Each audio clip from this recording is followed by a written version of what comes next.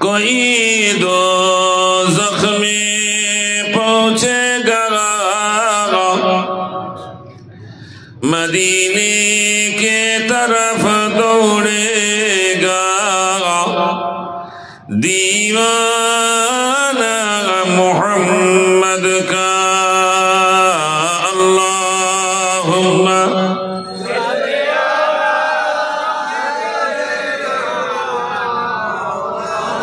बुअलगाले सय्यदीना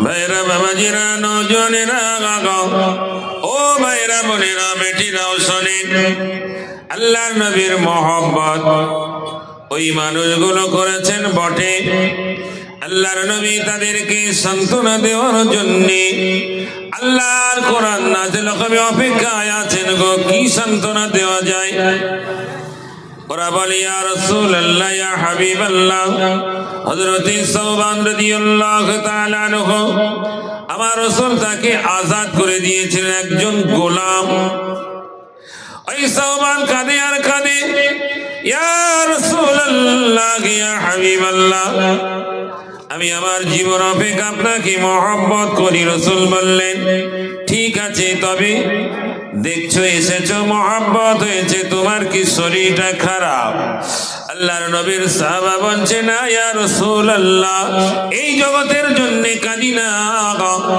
আমার মৃত্যু হবে আপনারও মৃত্যু হবে ইন্নাকা মাইয়াতুন ওয়া ইন্নাকুম মাইয়াতুন সুম্মা ইন্নাকুম ইয়াওমাল কিয়ামাতি ইনদা রাব্বিকুম তাখতাসিমুন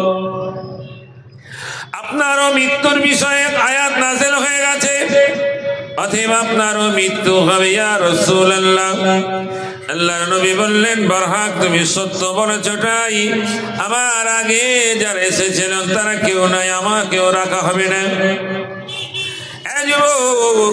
এই সময় সাওবান বললেন ইয়া রাসূলুল্লাহ আপনার মৃত্যুর পরে আল্লাহ তাআলা আপনাকে মাকামে মাহমুদ দান করবেন উচ্চ মর্যাদা দান করবেন ইয়া রাসূলুল্লাহ আমার কোনো ঠাই ঠিকানা নাই কেমন করে আপনার সঙ্গে সাক্ষাৎ হবে ইয়া রাসূলুল্লাহ এই জগতে নয় আখিরাতে কেমন করে দেখা হয় আল্লাহর নবী চুপ হয়ে আছেন এই অবস্থাতে কোরআনের আয়াত নাযিল হয়ে গেল ومن يطع الله والرسول فأولئك مع الذين أنعم الله عليهم من النبيين والصديقين والشهداء والصالحين وحسن أولئك رفيقا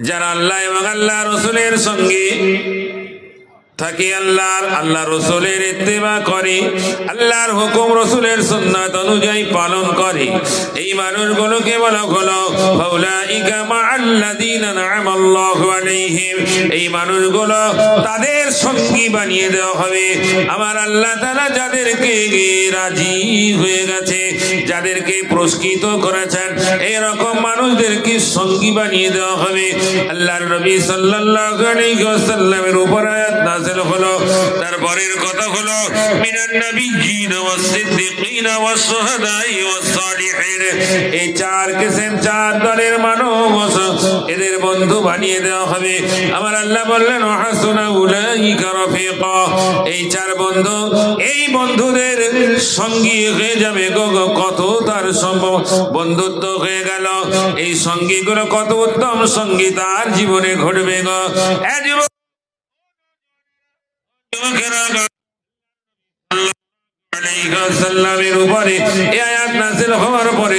মদিনার মানুষ মক্কার মানুষেরা বুঝেছে বন্ধুত্ব করতে গেলে ভালো মানুষের সঙ্গে বন্ধুত্ব এক নাম্বার ভালো মানুষ হলো পৃথিবীর জমিনে তিনি হলেন আমার নবী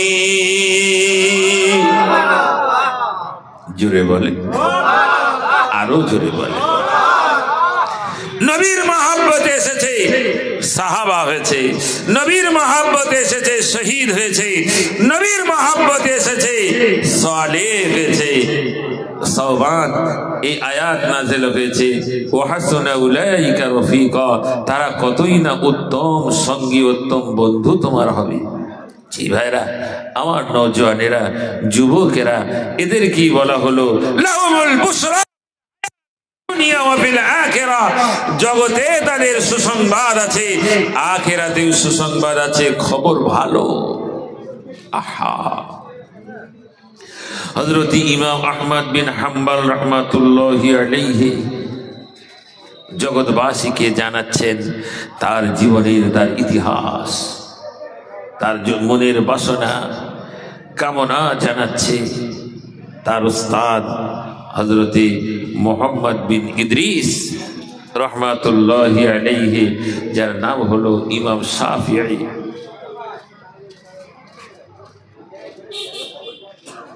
কারা কথা বলছে? ভাই কথা বললে তাহলে কথা বলেন না, কথা বলেন না। দরুদ শরীফ আল্লাহুম্মা সাল্লি আলা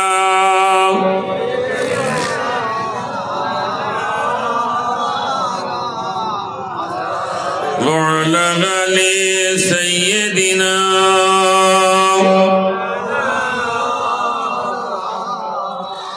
এলে তুমি অন্ধকারে আমি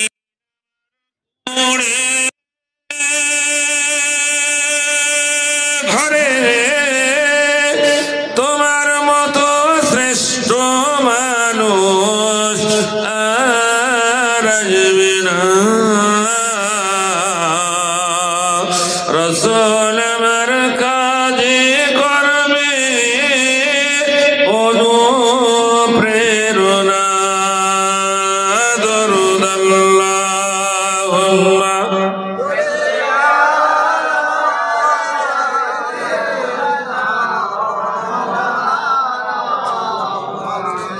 وعلى آل سيدنا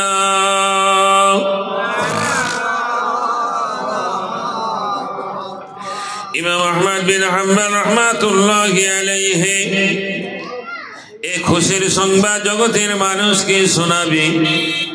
খোদার কালাম, লাহুমুল বুশরা ফিল হায়াতিদ দুনিয়া ওয়া ফিল আখিরাহ, জগতে সুসংবাদ হলো, আখিরাতে সুসংবাদ আছে, আনন্দ আছে। গো গো গো, আল্লাহর নবীর সঙ্গে সাক্ষাৎ হওয়াটাই হলো বড় সুসংবাদ।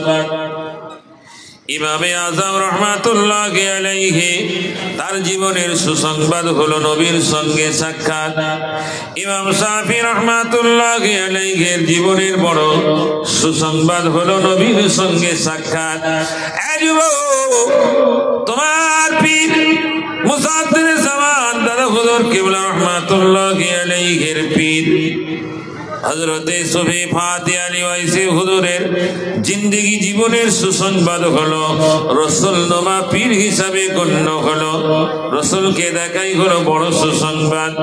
ইমাম শাফির জিন্দেগি জীবনের বড় সুসংবাদ হলো নবীর সঙ্গে সাক্ষাৎ।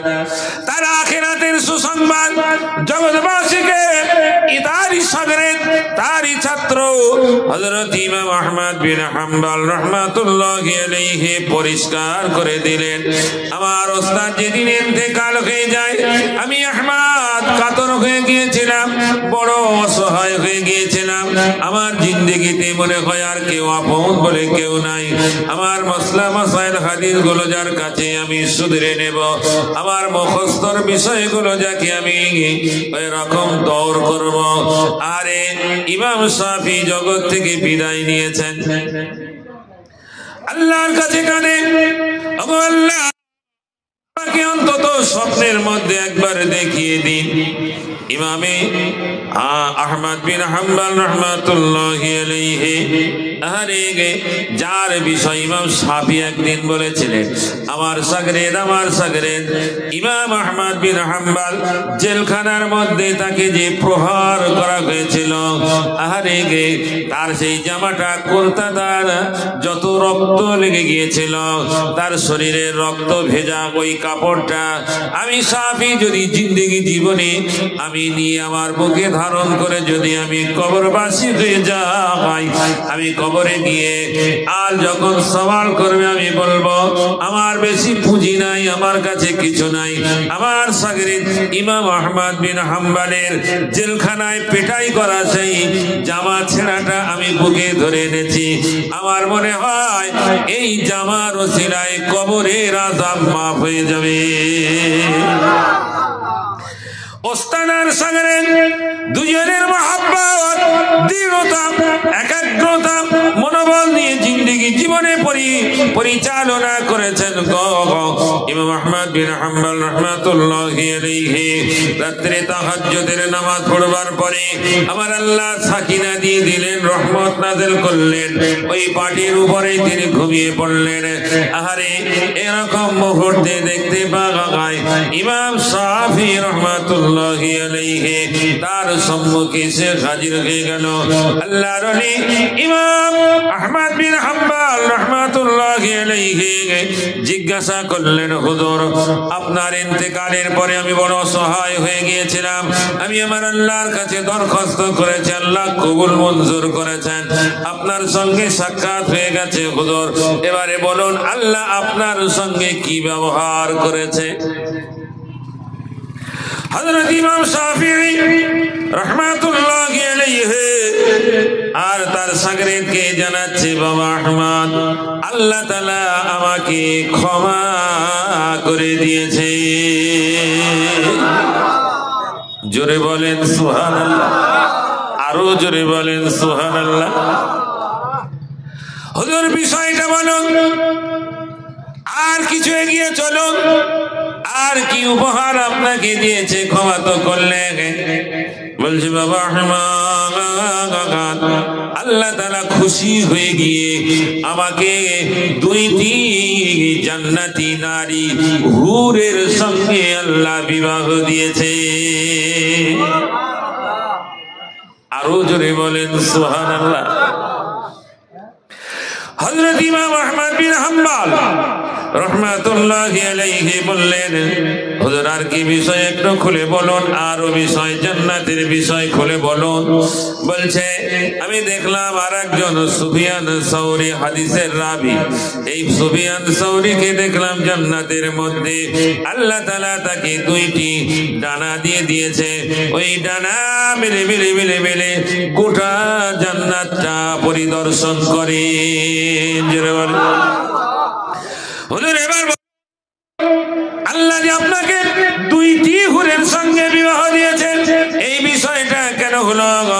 বলছে ও বাবা আহমদ, একদিন তোমারই বাড়িতে আমি বেশি খেয়েছিলাম, সেই বিষয়টা তোমার মেয়ে আমাকে প্রশ্ন করেছিল যে রাত্রে আপনি ঘুমিয়েছেন, আবারও বেশি বেশি খেয়ে আপনি ঘুমিয়েছেন। আল্লাহ রসুলের হাদিস আছে পেটকে তিন ভাগ করতে হবে, এক ভাগ খাদ্য দিয়ে, এক ভাগ পানি দিয়ে, আর এক ভাগ খালি রেখে তিনটে ভাগ করতে হবে। আপনি এত খেয়েছেন, এত খেয়েছেন, মনে হয় আপনার কণ্ঠনালী পর্যন্ত ভর্তি হয়ে গেছে, এত খাওয়া তো হলো না। আহারে, আপনি সারা রাত ঘুমিয়েছেন, আবার ফজরের নামাজ পড়েছেন, ওযু করলেন না, এই বিষয়গুলো একটু খুলে বলুন। বলছে মা তুমি যা দেখেছো সত্য দেখেছো, তোমার আব্বা কারো এই পয়সাটা 100 হালাল, তিনি একজন তাকওয়াবাজ, তিনি একজন মুহাদ্দিস, তিনি একজন ইমাম, তার পয়সায় কোনো রকম খোট থাকতে পারে না। ও মা, সেই জন্যে তোমার আব্বার উপার্জনের পয়সায় আমার বিশ্বাস আছে, তাই আমার আল্লাহর সঙ্গে কন্ট্যাক্ট করে নিয়েছি। মা আল্লাহ, আমি আমার শাগরিদ আহমদের বাড়ি আজকে একটু বেশি খেয়ে নেব, হালাল বেশি খেয়ে নেব। আর এই নিয়ে ছিল এই নিয়েতে আমি বেশি খেয়েছিলাম, এটা মশলায় কোনো অসুবিধা হবে না একদিনের জন্যে। এবারে বলি, রাত্রে আমি একটা মুহূর্তের জন্য ঘুমাই না। এসার রুজু করে আর খানা খাওয়ার পরেতে আমি যখন শুয়েছিলাম, একটা আয়াতকে সম্মুখে রেখে আজ রাত্রে 1000 মশলা বার করেছি মা। আহারে, এই মশলা বার করতে করতে আমার তাহাজ্জুদের টাইম হয়ে গেল। তাহাজ্জুদের টাইমে নামাজ আদায় করে আবার মশলার দিকে খেয়াল করলাম, মসজিদ আজান হয়ে গেল, সুন্নাত নামাজ পড়ে নিলাম। আবারও যখন জমাতের টাইম হয়ে গেল, আমি গিয়ে জমাত পড়েছি।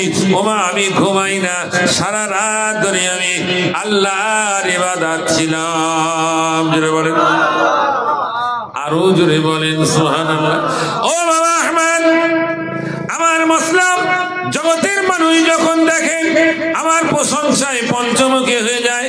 এটা সাফির জন্যই প্রযোজ্য, অন্য কেউ পারবে না। এরকম ভাবে মশলা হল করার জন্য দেশের মানুষ বিদেশের মানুষ আমার কাছে চলে আসে, তারা মশলা জিজ্ঞাসা করে। এরকম মুহূর্তে আমি আমার আল্লাহর কাছে ক্ষমা চাই, আল্লাহ আমার এই রকম প্রশংসার বিষয়টা জগতে ছড়িয়ে পড়েছে, আল্লাহ আপনি ক্ষমা করুন, আমাকে ক্ষমা করুন, আমাকে ক্ষমা করুন, যেন অহংকার না হয়ে যায়। এই যে আজিজি ইনকিসারির জন্য আল্লাহ তাআলা আমার এই বিষয়টা, আমার এই কাজটাকে, আমার এই নমনীয় ভাবটাকে, এই সহনশীলতা মনোভাবকে নিয়ে এই ভদ্রতা নম্রতার বিষয়টা আমার আল্লাহর দরবারে কবুল হয়ে যাওয়ার কারণে ও বাবা আহমদ, আমার মৃত্যু হয়ে যাওয়ার পরে আল্লাহ তাআলা খুশি হয়ে গিয়ে 2টি জান্নাতি হুরের সঙ্গে বিবাহ দিয়েছে। জোরে বল। আর আমার যদি কেউ বলে যে আমাদের এখানে আসছেন বোয়ালঘাটা মাদ্রাসার শাইখুল হাদিস, আমি তো লাভ বেরিয়ে পড়ো, বিরাট নাম করেছে আমার। কচ্ছে আর একবার বল, আর একবার বললে হয় মানুষ শুনতে পেছা। এই হলো দশা না। এই নমনীয় ভাবটা কেটে গেল, তার অহংকারের আগুনটা অন্তরে দাউ দাউ করে জ্বলে উঠলো। এদের সমস্ত আমল গুলোকে পুরে সরখার করে দেবে। জি, ইমাম শাফিঈ রাহমাতুল্লাহি আলাইহি এই অহংকারকে চূর্ণ করে দিয়ে আল্লাহর কাছে ক্ষমা চায়, চোখের পানি ফেলে। আরে, গোটা বিশ্বের মানুষ ইমাম শাফিঈর প্রশংসা করছে, আল্লাহ আপনি আমাকে ক্ষমা করুন, আমার ভিতরে যেন কোনো আগুন না এসে যায়। আল্লাহ বাবা আহমদ, সেজন্যে আল্লাহ তাআলা আমাকে কবুল করেছেন, আমাকে ক্ষমা করেছেন, আমাকে এই মর্যাদা দিয়েছেন। সুফিয়ান সাওরী হাদিসের রাবী, তার বিষয়টাও বর্ণনা করলেন। জিন্দেগি জীবনে সুফিয়ান সাওরী আল্লাহর নবী সাল্লাল্লাহু আলাইহি ওয়াসাল্লামের সুন্নাতের পায়রাবি করেছে। অহংকার অন্তরে ছিল না, হাদিসেই ব্যস্ত ছিল। আল্লাহ কবুল করে নিয়েছেন। সুফিয়ানের 2টো ডানা দিয়ে দিয়েছে, এই ডানা বেয়ে বেয়ে গোটা জান্নাত পরিদর্শন করছে। জোরে বলেন, আরো জোরে বলেন। জি, আবারও বলি, আল্লাহর নবী সাল্লাল্লাহু আলাইহি ওয়াসাল্লামের মহব্বতের দৃঢ়তা আরো বাড়বে, তো মর্যাদা তত বেড়ে যাবে। সুন্নাতের পায়রাবি যত হবে তত আপনার অন্তরে শান্তি চলে আসবে। সুন্নাতের পায়রাবি যত হবে আপনার সম্মানের বাহার জগতে থাকবে। লাহুমুল বুশরা ফিল হায়াতিদ দুনিয়া ওয়া ফিল আখিরাহ, এই বিষয়টা তার মধ্যে চলে আসবে। সুসংবাদের কি বিষয়, যেহেতু সে ভয় করেছে, সে পরিপূর্ণ ঈমান এনেছে, যারই কারণে তারই জন্য প্রযোজ্য। আল্লাযীনা আমানু ওয়া কানু ইয়াত্তাকুন লাহুমুল বুশরা ফিল হায়াতিদ দুনিয়া ওয়া ফিল আখিরাহ। মক্কা শরীফে হজ করতে গেছেন, যার নাম শুনলে মানুষ আঁতকে ওঠে, বাদশাহ হাজ্জাজ বিন ইউসুফ। জি, বহু মানুষের গর্দান থেকে মাথা নামিয়ে দিয়েছে, গর্দানে মেরে মাথা নামিয়ে দিয়েছে। তার মানে কি করেছে? আদর করেছে। জি, এইরকম একজন প্রতাপশালী বাদশাহ সামনে কথা বলে কে? সুন্নাতের পায়রাবি কারণেওয়ালা একটা ছেলে সেই বছরে হজ করতে গেছে। তো মানুষ বলছে আব্দুল্লাহ এই বছরে তুমি হজ করতে যাবে, হয়তো তোমার রাস্তা আটকে দিতে পারে। তার মানে বলে এবারে হাজ্জাজ বিন ইউসুফ হজে যাচ্ছে, হজ করবে সে। তো কি হয়েছে, হাজ্জাজ বিন ইউসুফ হজ করবে, আমিও হজ করব, বাদি দেবার কি? তবে শোনো, যদি বাদি দেয়, আয়াত সম্মুখে আছে লাকাদ কানা লাকুম ফি রাসূলিল্লাহি উসওয়াতুন হাসানাহ। বুখারীতে এই হাদিসের সঙ্গে আয়াতটা দিয়ে দিয়েছে। জি,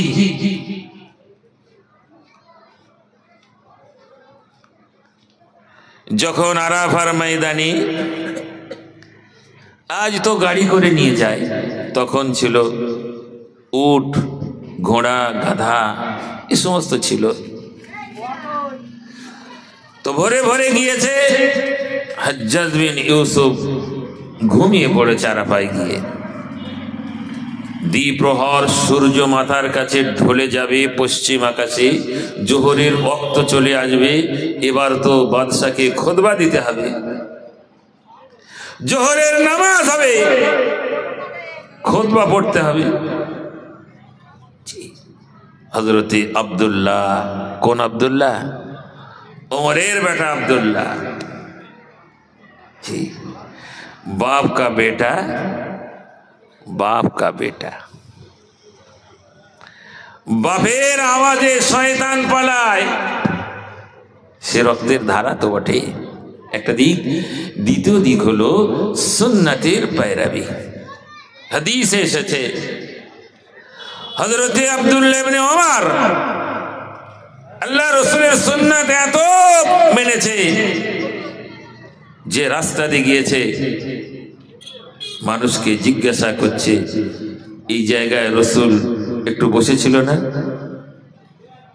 সেখানে একটু বসেছে। রাস্তায় গিয়ে কোন জায়গায় রসুল একটু ইস্তেঞ্জা করেছে, সেখানে গিয়ে তিনি ইস্তেঞ্জা করেছেন। কোথায় নামাজ পড়েছে, সেখানে নামাজ পড়েছেন। জি, মক্কা থেকে মদিনা আগে পাহাড়ের পাদদেশে, মানে পাথরি রাস্তা দিয়ে যেতে হতো, কত ঘুরে ঘুরে যেতে হতো, বহু রাস্তা ছিল। আব্দুল্লাহ ইবনে ওমর রসুলের সঙ্গে প্রথম গিয়েছেন, তারপরে যতবার হজ করতে গিয়েছে, উমরা করতে গিয়েছে, সেই সেই জায়গায় নামাজ পড়েছেন। সুন্নতের पैरवी। যে আব্দুল্লাহকে মানুষ সতর্ক করছিল, আপনি এবারে হজে যাবেন তো হাজ্জাজ বিন ইউসুফ যাচ্ছে, আপনার রাস্তা অবরোধ করতে পারে, সেই ওমর, আব্দুল্লাহ ইবনে ওমর তাঁবুর কাছে গিয়ে আওয়াজ দিয়ে বলছে, ঝাঁপানা ওঠো, পশ্চিম আকাশে সূর্য ঢলে গেছে, খুতবা পড়তে হবে, জোহর আসরের নামাজ আছে, আর আরাফার ময়দান তাড়াতাড়ি ছাড়তে হবে, এখনো ঘুমাও। এই আওয়াজটা দিতে পেরেছে আমার রসুলের সুন্নাত তিনি জিন্দা করেছেন। এর রব আল্লাহ রাব্বুল আলামিন তার মধ্যে দিয়েছেন। এই আওয়াজ অনেক ভারী, অনেক ভারী, বাদশা পর্যন্ত থরথর করে কাঁপে। জোরে বলে সুবহানাল্লাহ, জোরে বলে সুবহানাল্লাহ। সুন্নাতের এত দাম, আর সেই মানুষটি সুন্নাত পালন করতে পারে যার মধ্যে হুব্বে রাসূল আছে। যার মধ্যে হুব্বে রাসূল নাই, সে সুন্নাত পালন করতে পারবে না। জি, বাদশা হাজ্জাজ বিন ইউসুফ কাঁপতে কাঁপতে তাঁবু থেকে বার হয়ে এসে বলছে, হযরত আমার মাথায় একটু পানি দিতে সময় দাও, তার মানে একটু গোসল করার সময় দাও, আমি আসছি। বললেন তাড়াতাড়ি গোসল করে আসুন, খুতবাটা ছোট করবেন। আর আসরের পরে আরাফার ময়দান ছাড়তে হবে, রসুল যেমন ছেড়েছিলেন সেই টাইমে ছাড়তে হবে। বাদশা বলছে আপনি যেমনটা বলবেন এই হজের মসলায় যেটা আছে আপনি আমাকে বলবেন, সব আমি আপনার আজ ইত্তেবা করব। জোরে বলে যে বাদশার সম্মুখে আওয়াজ দেওয়ার ক্ষমতা কারণে কথায় কথায় তরবারি চলে, আব্দুল্লাহ ইবনে ওমরের আওয়াজে একেবারে ছোট হয়ে গেল। যে সুন্নাত জিন্দা করনেওয়ালা যেমন বলছেন তেমনটাই তিনি করছেন, এবং সেইভাবেই হজ পালন করা হলো। বলার উদ্দেশ্য, নবীর মহব্বতে সুন্নত পালন করুন। পৃথিবীর কোনো শক্তি নাই আপনার কাছে সে জয়ী হবে। এই সুন্নত পালন করনেওয়ালাদের আল্লাহ সব জায়গায় জয়ী দান করেছেন। জোরে বলেন সুবহানাল্লাহ। আল্লাহ তাআলা বলবার শুনবার থেকে আমল করার তৌফিক দান করুন। রাসূলের সুন্নাত বেশি করে আদায় করবার তৌফিক দান করুন। আমিন সুম্মা আমিন। ওয়া আখিরু দাওয়ানা আনিল হামদুলিল্লাহি রাব্বিল আলামিন। প্রচার আপনাদের কাছে আছে, ফাল্গুন মাসের 3 তারিখ 4 তারিখ জামিয়া হাক্কানিয়ায় ইসালে সওয়াব হয়। তো আগে ভাগে দাওয়াত করা থাকলেও মনে রাখবেন, প্রতি বাংলা মাসের প্রথম রবিবার জিকিরের মজলিস কায়েম করা হয়। এলাকার মানুষ জানে যায়, সকলকে বলছি যাওয়ার চেষ্টা করবেন। প্রতি সপ্তাহে চাঁদপুরে, ওই যেটা চাঁপাগাছি চাঁদপুর বকেরামতলা, প্রতি সপ্তাহে হয় জিকিরের মজলিস। একটু আসুন।